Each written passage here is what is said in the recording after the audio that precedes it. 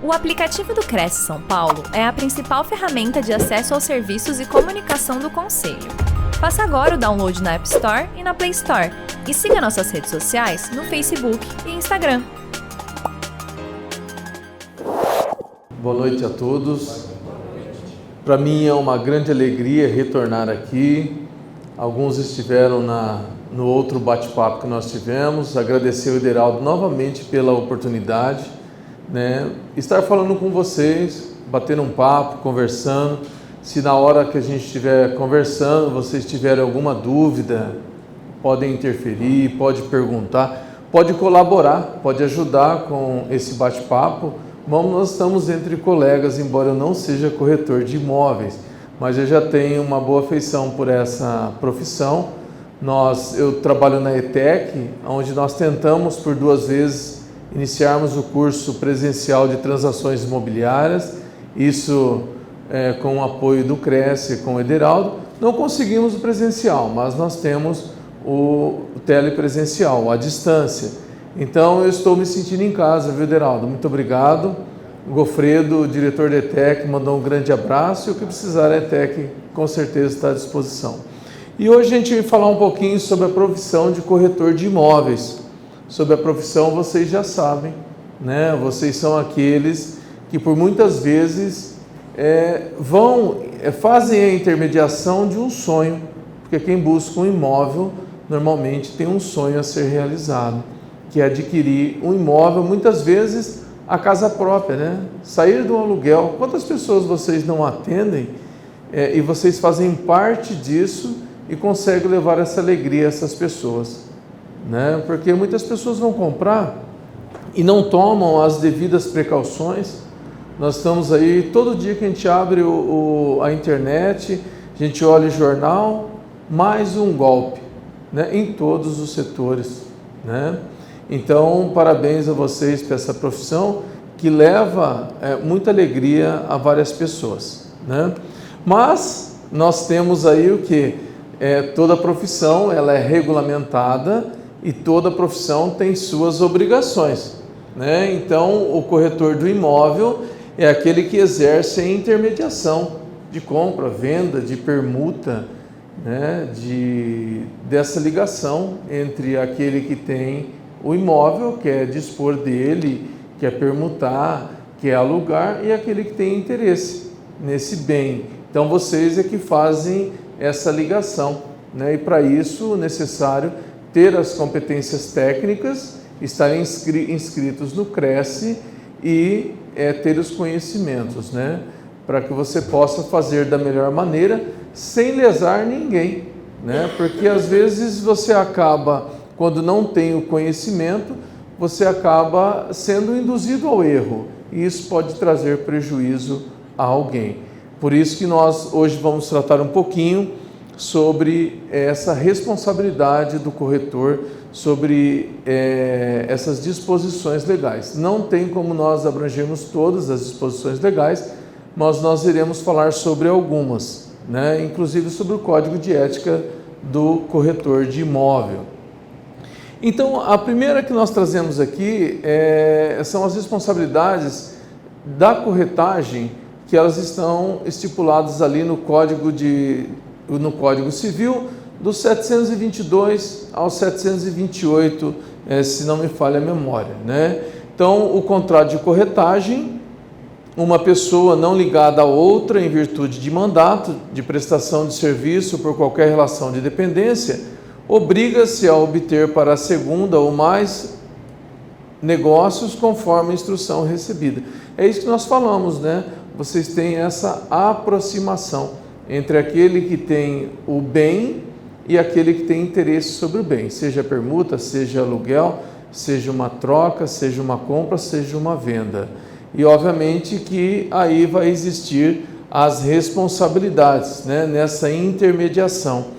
E nessa intermediação, primeira coisa, tem que existir o conhecimento, tem que existir a prudência, tem que existir a responsabilidade. Quando a gente fala com responsabilidade, tem responsabilidade de quem vende, tem responsabilidade de quem compra e de quem faz a intermediação. Por isso, a prudência e todo cuidado é necessário na hora dessa venda, porque você faz parte, vamos chamar assim, dessa cadeia de negócios.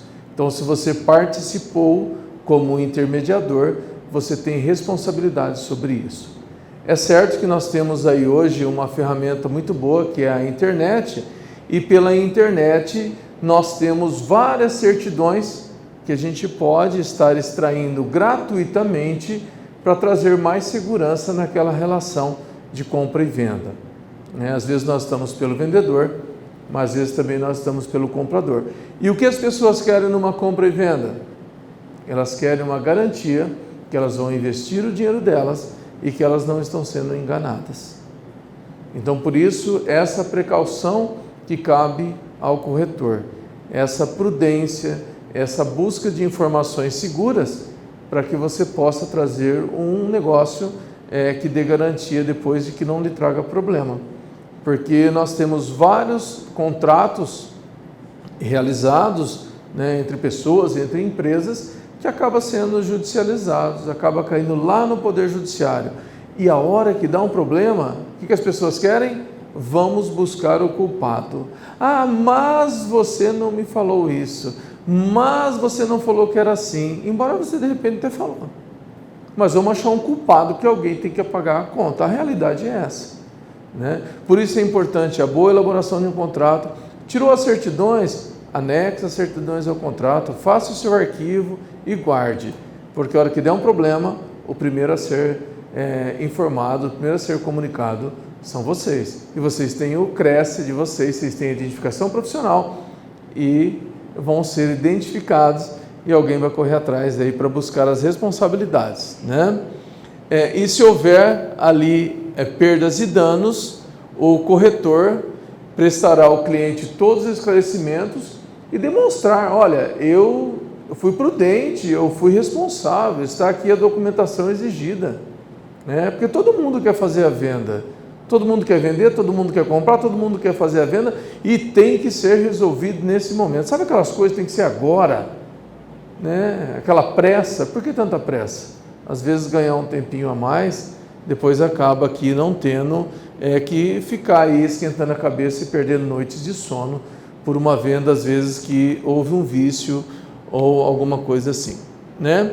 Bom, quanto à remuneração do corretor de imóveis, vocês devem ter uma tabela, não sei se ela é flexível ou não, mas você já tem uma tabela ali especificada em percentuais ou em valores, assim por diante, uma regra própria de vocês. A questão é quando você tem outro colega junto, que ajudou na aproximação, porque quando a gente fala em compra e venda, quando a gente fala em intermediação, o que vale é a chamada aproximação do cliente. Depois eu vou contar um caso ocorrido, é uma questão de aproximação. Quem aproximou o cliente? Quem iniciou as tratativas? Quem que ajudou na concretização do negócio? Então você tem ali a questão da remuneração, Para que você tenha remuneração, você tem que ter tido o quê? Essa aproximação e a concretização do negócio. Às vezes a culpa pela não concretização não foi sua, E às vezes, não sendo sua, tem que se analisar caso a caso para ver se você tem direito ou não daquela comissão, daquela corretagem. E se tiver outro colega, junto, aí vocês têm a parceria na questão de quanto será a corretagem para cada um. Acredito que vocês, a maioria, devam ser empresas já, Hoje a maioria já trabalha como empresas, já como PJ, como se diz. Mas nada evita de ser um corretor pessoa física, ou como pessoa jurídica. Depois também ainda no Código Civil, iniciado e concluído o negócio diretamente entre as partes.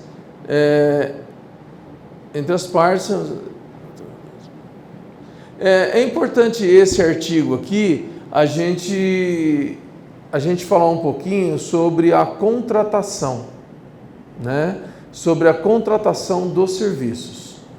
Como vocês fazem? vocês elaboram um contrato de intermediação, um contrato de corretagem em todos os casos? Ah, não, é meu amigo, pode deixar que tudo vai dar certo, né? Porque depois fica aquela história, você combinou quanto? 1, 2, 5, 10? Como que foi? Ah, eu não entendi direito, você falou 6, achei que era 3, né? Ah, achei que você não ia cobrar pela amizade que nós temos. Então é importante que você tenha esse contrato, você faça esse contrato de intermediação, você faça esse contrato de corretagem, né, doutor? Se não for cumprido voluntariamente, você pode buscar no Poder Judiciário. Porque é difícil depois você chegar lá e falar, olha, eu combinei tanto, ou combinei um percentual de 6, de 3, de 10, a outra pessoa fala, não, foi de 2, foi de 1, e como fica a situação do juiz nessa situação? Para julgar isso. Então é importante que seja feita essa questão relativa ao contrato, para que seja bem esclarecida essa intermediação. Uma coisa às vezes que dá um certo problema é essa questão do contrato por prazo determinado ou de exclusividade, né? Como que na hora de você contratar, o pessoal fala, olha, tudo bem, eu te passo o imóvel por 30 dias, né? Eu te passo o imóvel indeterminado, te passo o imóvel por um período já fixado, né? Eu tive um caso na justiça uma vez que existia um contrato de 30 dias, um contrato determinado, houve alguma indicação, alguma conversa, não me lembro se houve aproximação ou não, mas o negócio foi concluído daí 6 meses. O juiz de primeira instância condenou a pagar a correção, a corretagem. Por quê? Ele entendeu que mesmo um contrato por prazo determinado, se houve no futuro a negociação e o corretor comprovar que ele fez a aproximação das partes, o juiz entendeu que, nesse caso, a corretagem era devida. Mas, se o contrato é determinado, em tese, seria pelo prazo já estipulado. Então, você tem que ver aí, quando você faz um contrato por prazo determinado, que você realmente analise quanto tempo aproximado, um contrato de 30 dias, porque quem vai vender um imóvel, eu acredito, seja pouco tempo, né? E esse contrato lá era, se eu não me engano, 90 dias. A ação foi procedente, meu cliente perdeu a ação aqui, conseguimos a anulação, porque o juiz não deixou fazer provas aqui em Marília, voltou para Marília, para o mesmo juiz, só que aí fizeram um acordo. Aí as partes fizeram um acordo, não dá para dizer qual foi o resultado depois, mas tem que ver essa questão, se o contrato é determinado, né, ou não, né? O problema do contrato determinado é que, se a venda for depois, aí a pessoa não quiser pagar a corretagem, você vai ter que depender de uma decisão de outra pessoa, de um juiz no Poder Judiciário, para dizer que, mesmo expirado o contrato, se você tem direito ou não. Então, cuidado aí com a questão dos contratos determinados, né? Aqui a gente já adiantou um pouquinho, né? Se o negócio for concluído com a intermediação de mais de um corretor, já deve ser regra entre vocês essa divisão ou percentuais sobre a corretagem. Nada mais justo, né? Se um colega ele ajudou também, né? E vocês estão, de repente, vocês têm parceria, tudo, mas o código já prevê essa possibilidade. Aqui alguns artigos relativos ao próprio Código Civil, né? E fechando essa primeira parte do Código Civil, é importante esse cuidado quanto à responsabilidade, né? Quando a gente fala o Código do Consumidor fala, né? Fornecedor, intermediador, loja que vende, produtor, indústria, quem faz a produção, quem vende, ele fala que é uma cadeia de responsabilidades. Então, fechando essa questão relativa ao Código Civil, a responsabilidade de vocês na elaboração, na concretização da venda. Por isso, todo cuidado é pouco, porque é o que eu disse para vocês lá no começo. A hora que dá um problema, vamos buscar culpados. né? E aí começa aqueles mas isso, mas aquilo. Então é importante que vocês façam isso documentado, porque vocês fazem parte desse processo de venda e têm a responsabilidade também. Aqui eu trouxe duas decisões judiciais, né? Aquilo que a gente chama, eu pesquisei no tribunal, né? Que são jurisprudências. Nós temos as decisões de primeira instância, aquele que não gosta da decisão, não concorda com a decisão de primeira instância, e às vezes os dois não concordam, doutor. Aí os dois recorrem, tanto autor como o réu, vai para o tribunal. Chegando no tribunal, pelo colegiado e vai formando jurisprudência. Essa jurisprudência é do Tribunal de Justiça do Estado de São Paulo, né? E fala aqui, compete ao intermediador, o corretor, antes de assinatura do contrato, diligenciar sobre a ausência de ônus sobre o imóvel em negociação e sobre a aptidão do alienante para a contratação, dado que a atividade de corretagem não se limita à aproximação das partes. Nova intermediação, segundo o contrato firmado pela autora, serviço prestado de forma temerária, a ausência de segurança esperada de quem contrata o serviço de corretagem. Então aqui houve a responsabilidade do corretor de imóveis em virtude dele não ter se precavido, em virtude dele ter levado a algum tipo de erro, por culpa ou não, né? Por culpa ou por dolo, tendo a intenção ou não, mas houve um prejuízo a alguém. Nesse caso, houve a condenação de quem intermediou. E se você faz a intermediação por você e por uma imobiliária, também a imobiliária responde, também a imobiliária é responsável por isso, né? Pela essa intermediação, se houve alguma falha, né? Nesse caso, houve. Depois eu trouxe outra decisão aqui também, né? Uma decisão que teve a responsabilidade tanto do corretor, né, quanto do tabelião, né, daquele que lavrou a escritura. E ali eu grifei o mais importante: no mérito, em controvérsia a falha na prestação de serviços notariais e de corretagem, pessoa identificada como vendedora que não era a verdadeira proprietária do imóvel, responsabilidade civil do tabelião nos termos do artigo tal, assim como do corretor de imóvel que intermediou a negociação. Essa questão de compra e venda de imóveis é complicado e a gente sempre ouve, e quando vamos aos cartórios falam assim, né? Quem não registra não é dono.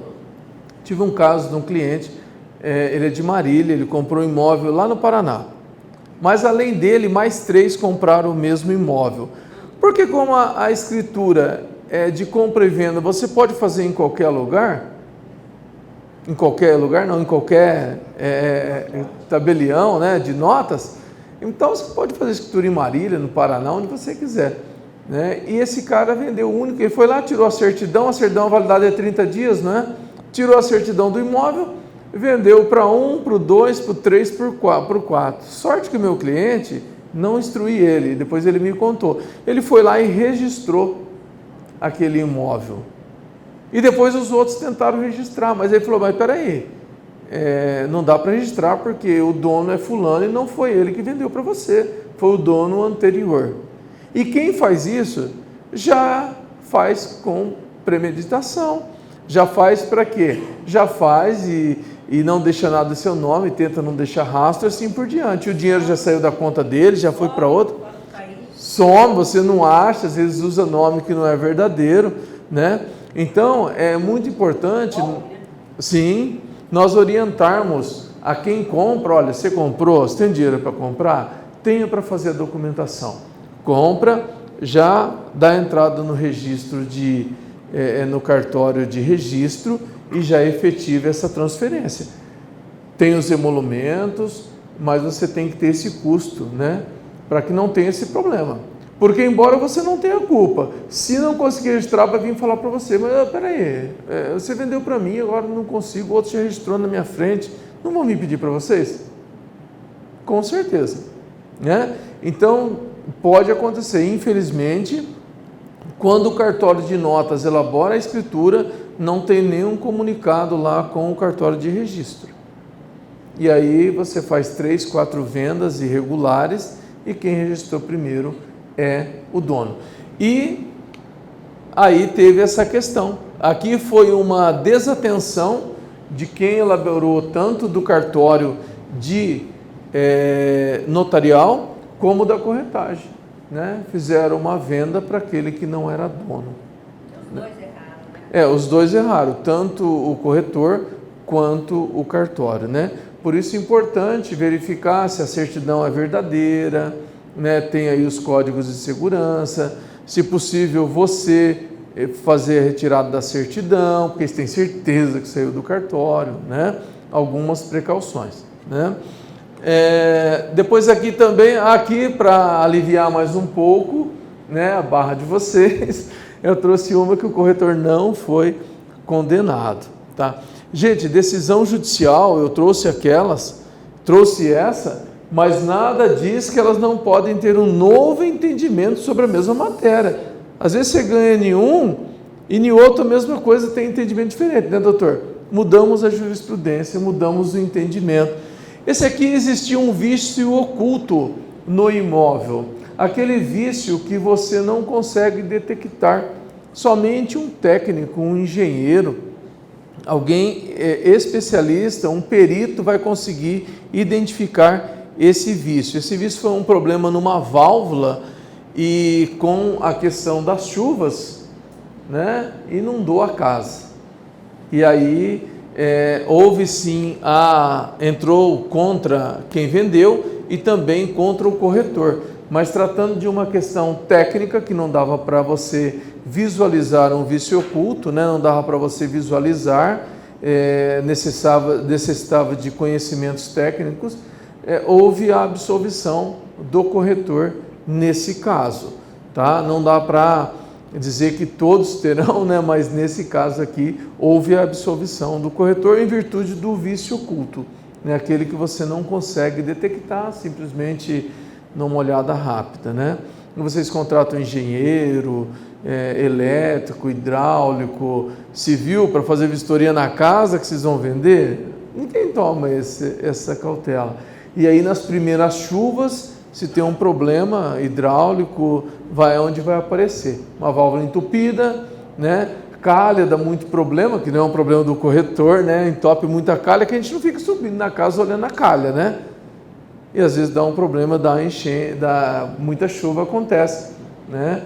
É o problema. Mas aqui o corretor foi inocentado, tá? Depois, falando um pouquinho, os nossos órgãos de classe, eu falo dos órgãos de classe, porque lá na OAB também nós temos, e vocês têm o código de ética, o código de disciplina, o código de conduta, onde está ali as regras de boas condutas, as regras de bom senso, as regras de como devo proceder, né? E tem algumas infrações que eu acabei trazendo aqui para vocês, o que pode caracterizar uma infração disciplinar ao corretor de imóveis. Assim como lá na OAB nós temos o Código de Ética e Disciplina, o Estatuto da Advocacia, aqui vocês também têm o Código de Ética. Vale a pena dar uma olhada, ele não é muito longo, tá? Eu peguei essas informações do próprio site do CRES, né? São informações seguras, uma vez que está no próprio site da instituição. E falando um pouco de ética, né? Transgredir normas de ética profissional. Mesmo que você não conheça o código de ética, as questões éticas a gente sabe. Aquilo que é certo, aquilo que é errado, aquilo que pode, aquilo que não pode. Mas é bom você dar uma olhada, porque transgredir normas do código de ética pode gerar uma penalidade ao corretor, né? Então pode gerar, o CRES tem um órgão próprio que tem os julgamentos, né? Num processo ético, assim como no processo disciplinar, você já não vai ser condenado ou absolvido, né? Sem te ouvir, né? A não ser que veja que seja uma coisa absurda e o próprio responsável ali no órgão já faça o arquivamento inicial. Mas você vai ter o direito à defesa, de trazer a sua versão sobre aquilo, fazer provas, audiência. Na OAB a gente faz bastante audiência de instrução em processos disciplinares e tem um julgamento justo, mas se transgrediu, pode acontecer. Prejudicar por dolo ou culpa os interesses que lhe foram confiados. A relação corretor-cliente é um trato de confiança. Você tem o contrato para que seja estipulado as cláusulas, mas há uma confiança. O seu cliente, ele confia piamente em você. Pelo menos lá com a gente é assim também, né? O cliente, ele entrega aquela situação, aquele sonho, aquele problema, às vezes, na sua mão e fala, olha, eu confio em você, resolve ele para mim, né? Então, esse trato de confiança nunca pode ser desfeito, né? Nós, com ética, não podemos chegar e falar, rapaz, você viu aquilo lá, vendeu, fez isso, fez aquilo, passar informações pessoais, as informações do seu cliente, entre você e o seu cliente. Isso tem que ser respeitado. E transgredir isso com dolo ou culpa. Veja bem, quando a gente fala em dolo, é que você teve a intenção de prejudicar, você teve a intenção de passar. E culpa é quando você, mesmo sem intenção, passou isso, né? Mesmo sem querer, foi sem querer, né? Mas você passou essa informação, você transgrediu essa norma. Então, um cuidado aqui. Essa questão de exercer a profissão quando impedi-lo, né? Ou facilitar por qualquer meio o seu exercício não inscrito. Isso é um grande problema, né? Primeiro que você não pode exercer a profissão sem estar inscrito no órgão de classe, no caso de vocês, o CRES, né? E o outro é facilitar alguém que não é habilitado para isso a exercer a profissão. Isso é exercício ilegal de profissão, isso é crime, é uma contravenção penal e está lá. E o CRES tem a fiscalização, né, Ederaldo? Né? Eu vejo o carro do CRES de fiscalização ali, de vez em quando a gente vê passando, né? E isso não pode partir de ninguém, muito menos de vocês, que tem que prezar pelo respeito ao outro colega, tem que prezar pela ética, tem que prezar pela instituição. E facilitar e ajudar e colocar alguém que não é credenciado, que não tem a capacidade técnica atestada para instruir, para aconselhar, para elaborar uma venda, é uma irresponsabilidade. Isso não pode, né? Isso não, pelo menos não deve, né? Porque o corretor, ele recebe a capacidade técnica para quê? Para ter conhecimento da legislação, para saber como fazer uma intermediação, para saber como estudar o mercado imobiliário e para poder falar para o cliente, olha, isso é um bom negócio, isso não é um bom negócio, esse mercado tem prospecção para que ele vai melhorar ou não. E quem não fez a formação de vocês? Que capacidade vai ter para isso? Eu sei que a internet tem um monte de sites, alguns confiáveis, outros não, mas ele não tem a certificação. Então, para ser corretor tem que ser certificado. E se você ajuda alguém que não é a fazer o papel de corretor, você está infringindo a ética profissional, né? Anunciar publicamente proposta de transação a que não esteja autorizado, né? Quando você faz o contrato com o seu cliente, você sabe que você pode expor ou não. Tem cliente que gosta que você põe na internet, né? E tem uns que falam, não, eu não quero nem que saiba quem está vendendo. Outro dia deu um problema, né? Passou na televisão, o cara vendeu uma mansão e não sabia que era não me recordo a quem ele vendeu. O cara tinha muita grana, milionário, e falou, mas se eu soubesse que era ele, eu tinha pedido mais, né? Então ele disse que teve um prejuízo. Nesse caso, quem comprou não queria que divulgasse. Olha, eu tenho quem paga o que você está pedindo, mas eu não posso divulgar o nome do comprador. É um direito. Só tem. Olha, eu estou vendendo minha casa só que eu não quero. Você procura, se você tiver alguém que sabe que tem interesse, mas eu não quero que ponha a placa de venda, é direito do cliente. Ou é obrigatório pôr a placa de venda? Não é, o cliente quer reservar. Eu não quero, não vai ficar gente vindo aqui. Você pode reservadamente levar a pessoa, tem cliente que não quer. Né? É um direito. Então tem que ver se ele te confiou a isso, bem. Se não, fazer anúncio ou impresso relativo à atividade sem mencionar o número de inscrição. Né? O nosso também, né, doutor? Todo cartão que a gente faz, a gente tem que colocar o nosso número de inscrição, que é a nossa identidade. Né? Para vocês também é identidade profissional e vale, né, como identidade. Né? Você pode apresentar substituindo o CNH, o RG. Né? Então é obrigatório em qualquer publicidade ter esse número aí da inscrição no Cresce. Né? Aqui também sobre o registro, né, que tem que ser mencionado. Violar sigilo profissional, aquilo que a gente falou, né? Às vezes o cliente ele confia a você e você não pode, ainda mais com a lei de proteção de dados, você também não pode ficar passando dados do cliente ou violando sigilo, né? Numa negociação, às vezes tem 2, 3 que quer comprar a mesma casa, né? Você fala, não, aquilo lá está dando tanto, você tem que fazer isso, não sei como que é o procedimento, mas tem que ter muito cuidado com isso, né? Ó, aperta mais um pouquinho que ele vai chegar no valor, eu já senti. Será que isso é certo, você passar para a pessoa? Você pode pedir, falar, olha, ofereceu tanto, né? Então você tem que ver aquilo que pode, né? Esse sigilo profissional é muito importante, né? A prestação de contas, né? Às vezes você... hoje é tudo digital, né? A maioria, né? Mas se você fica com algum dinheiro do cliente para tirar algumas certidões, se você fica com algum documento do cliente, depois você tem que fazer essa prestação de contas. Não que o documento não pode ser retido, né? E segundo, que se o cliente confiou algum valor a você, algum documento, você tem que prestar conta, ou do documento ou do valor. Opa, acho que tem mais um pouquinho aqui. Violar a obrigação leal, isso aqui, né, lógico, as obrigações legais estão estipuladas na própria legislação, não cabe a ninguém ficar violando, se violar a infração ética.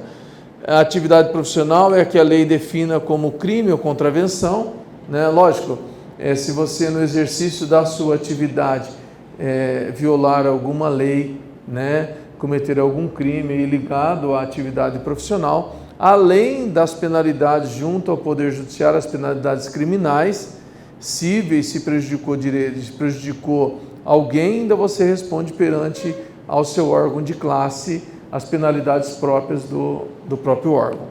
Né?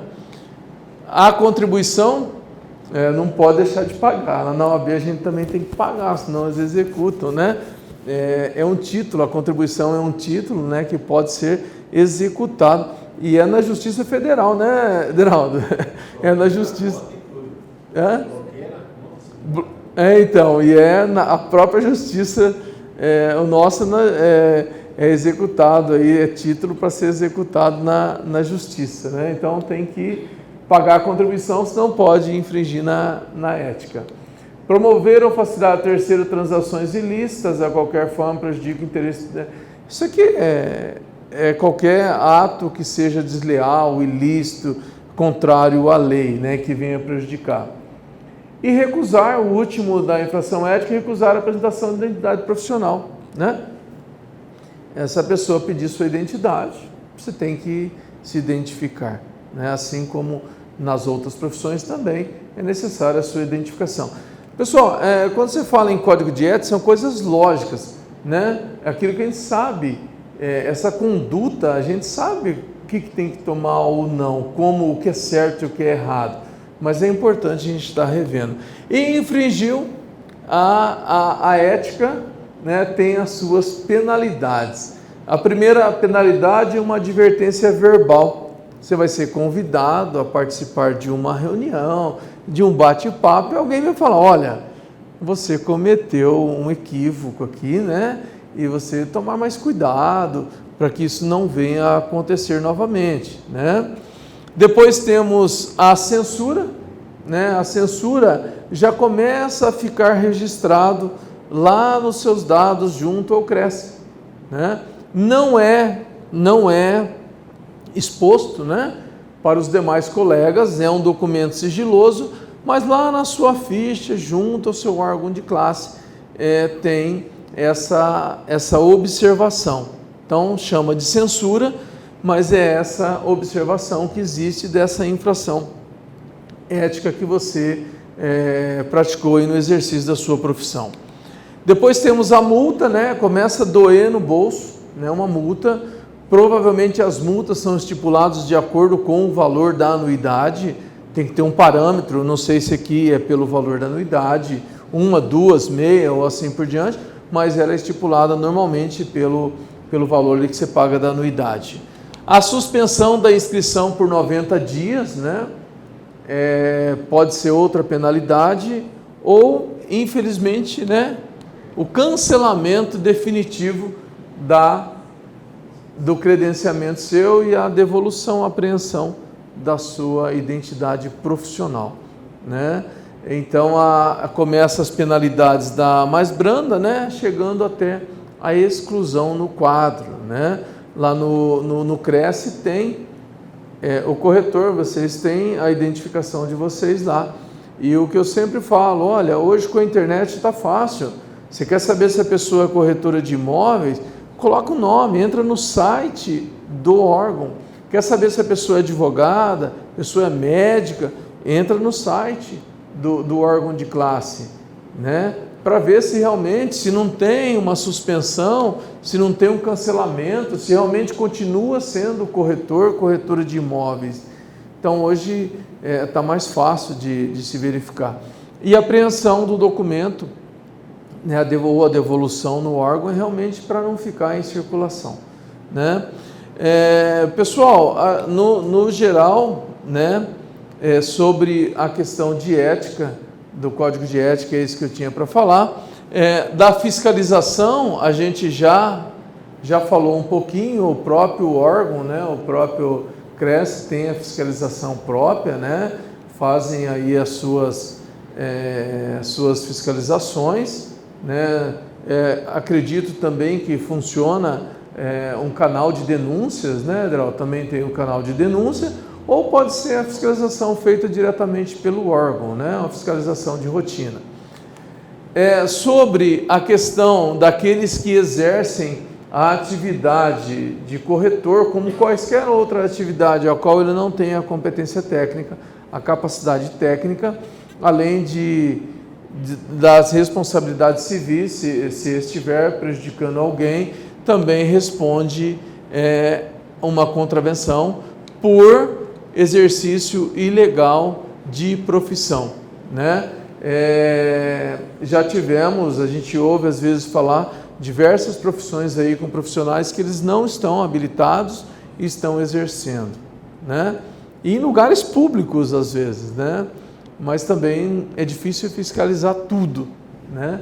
Mas eu acho que quando você leva um profissional para fazer uma intermediação para você busca um trabalho profissional ou para a sua empresa, o mínimo que você pode fazer é buscar no site próprio da instituição se aquele profissional está ou não inscrito e qual a situação do profissional. Vocês têm a carteira do Cresce, assim como eu tenho a carteira da OAB, e se um de nós estivermos suspensos, nós podemos estar com a carteira, do mesmo jeito. Só que lá no site vai estar a suspensão ou a perda definitiva da habilitação, né? Mas o que eu espero que a gente vê sempre, né, a grande maioria são pessoas que levam realmente a sério a profissão, são pessoas que honram as nossas instituições, são pessoas que buscam, acima de tudo, serem honestas. Eu acredito nisso e eu vejo bastante, né? Não é por causa que porque dois cometeu algum tipo de infração que vai macular, que vai manchar uma grande instituição como o Cresce, como a OAB, contra o CRM e assim por diante, né? Então, não sei, Ederaldo, tem muito desses problemas aqui ou não? Sempre tem alguma coisa. Alguns, mas é uma minoria dentre os profissionais assim, que tem que ter sempre o respeito, né? Por estarem certinho, fazendo as coisas certas, buscando um aprimoramento, dando o melhor ao seu cliente, né?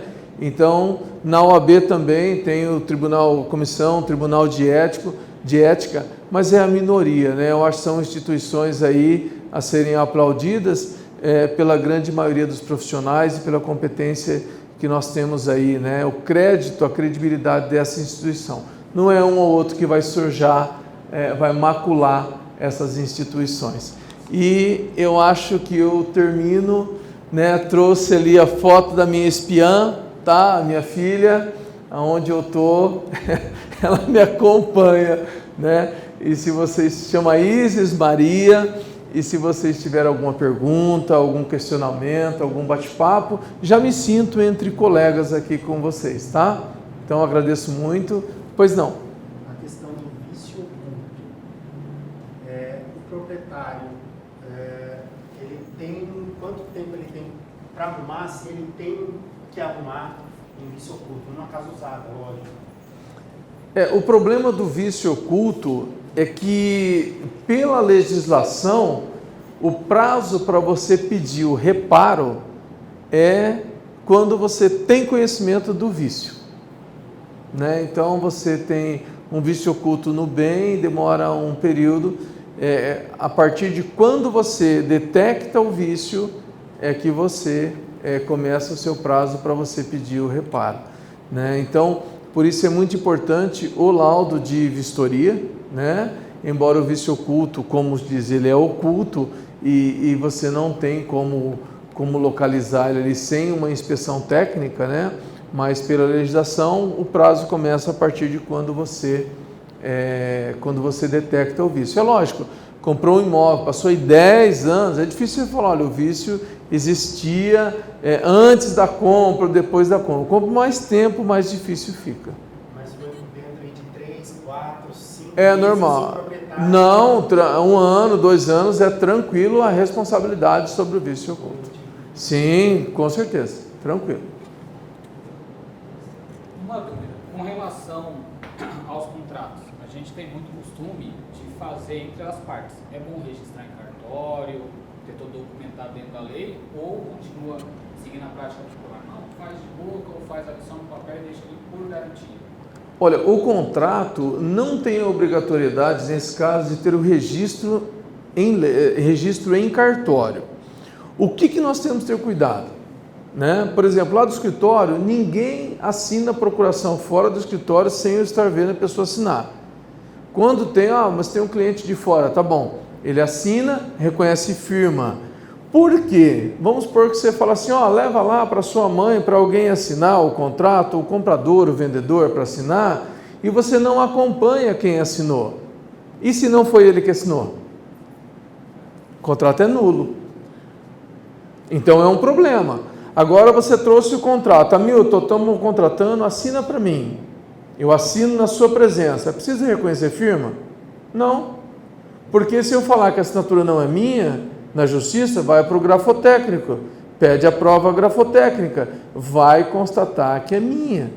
Então, assim, o que eu vejo do contrato, registro o contrato não há necessidade, tá? Contrato de corretagem, tem validade legal. A assinatura, presta atenção e fiscaliza se quem assina é a pessoa, porque se outro assinar, ele vai falar, não, você não fez o contrato comigo, essa assinatura não é minha. E aí não tem validade nenhuma. Tem que ter as testemunhas? Coloca as testemunhas, identifica as testemunhas, veja se as testemunhas assinaram. Então o contrato, como eu falei para você, lá no escritório, a procuração, a pessoa assina na minha frente. Ou ele está ali embaixo no prédio, vou levar para ele assinar. Tá, então já vai no cartório e reconhece a firma. Porque a hora que o cartório reconhece a firma, a responsabilidade é do cartório. Então, o cuidado do contrato é que a pessoa assine. E os termos do contrato, você já deve ter o termo já pré-estabelecidos aí, que vocês já conhecem. Porque eu gosto de fazer um contrato entre as partes e já reconhecer firma. Vou te falar por quê. Já teve caso que eu não registrei. Daí o juiz pega e chama. Fulano tal, foi você que assinou isso daqui? ele confirma, sim, fui eu. Ok. Agora, se você tem já Reconhecido, o juiz não vai perguntar isso. sim. Você entendeu? Agora, se ele contestar que eu, não fui eu que assinei, mas a menina reconheceu firma. Então, Sim, culpa do cartório. tem validade, justamente. É, culpa do cartório. Mas, agora, assim, eu gosto de reconhecer firma. Todos os contratos eu reconheço. Eu falo para a pessoa, aonde que você tem ficha? Cartório tal, eu vou lá e reconheço. Ótimo. Eu faço isso mesmo porque na hora ele pode negar. Sim. Entendeu? Daí vai ter que dar mais trabalho, vai ter que chamar, ou o processo demora mais. Fazer um exame grafotécnico custa dinheiro e demora. Regra. Vai no cartório confirmar. Sim. É melhor. Mas para executar, estando assinado pela pessoa, sem problema, né, doutor? Né? Não há exigência do reconhecimento de firma. Se ele falar, não, a assinatura não é minha, aí você vai entrar na discussão. Vamos então, pede perícia técnica, chama exame grafotécnico para identificar se é dele ou não. Né? O que você faz é excelente. Mas assim, para executar, se não tiver o reconhecimento, você consegue executar desde que seja um contrato dentro da legislação, com testemunho e tudo.